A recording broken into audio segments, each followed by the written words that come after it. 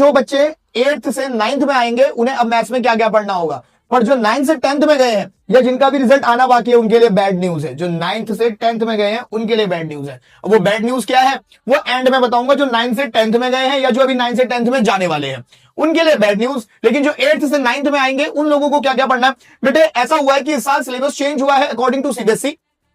तीनों बुक्स में, चारों बुक्स में चेंजेस आए हैं।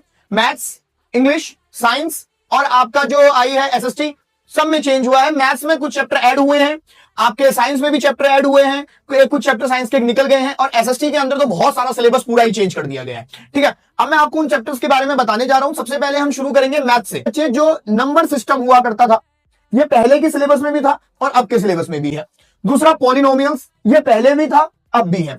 इस बार एक नया चैप्टर जो ऐड हुआ है वो हुआ है अलजेब्रिक आइडेंटिटीज। अलजेब्रिक आइडेंटिटीज में ऐसा हुआ होगा शायद पॉलिनोमियल का कुछ हिस्सा कट के एक नया चैप्टर बन गया होगा अलजेब्रिक आइडेंटिटीज नाम से। साइंस के चैप्टर में क्या क्या चेंज आया है। साइंस के 9th क्लास में जो चेंज, सबसे पहले सेल पहले भी था इस साल भी है, कोई टेंशन नहीं है।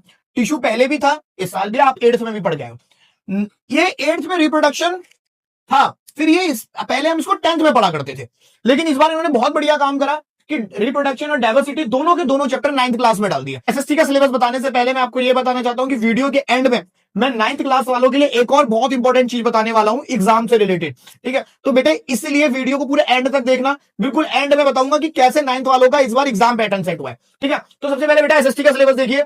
इस बार सबसे ज्यादा चेंज जिस सिलेबस में आया वो एसएसटी में ही आया। क्लास 9th में जो पहले बुक हुआ करती थी हमारी वो थी सिलेबस के अकॉर्डिंग मूवमेंट और बिहाइव। ये सिलेबस हुआ करता था पहले हमारे पास, लेकिन इस साल ये दोनों ही बुक काट दी गई है और इनकी जगह पे जो नई बुक अप्लाई की गई है, जो न्यू बुक अब 9th क्लास को पढ़ाई जाएगी वो पढ़ाई जाएगी कावेरी। लेकिन 9th क्लास के अंदर ऐसा कुछ भी नहीं है, ये नए सिलेबस बिल्कुल नया कर दिया है।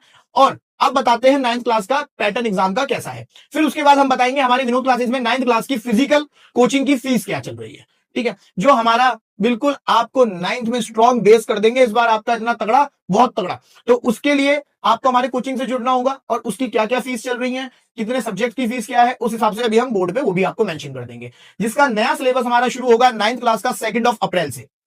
2 अप्रैल याद रखना, 2 अप्रैल से हमारी कोचिंग में विनोद क्लासेस के अंदर नया सिलेबस शुरू हो जाएगा फिजिकल का, यानी कि कोचिंग में आके पढ़ने का। 2 अप्रैल 9th क्लास और 10th क्लास का भी 2 अप्रैल, दोनों बैचेस शुरू हो रहे हैं हमारे।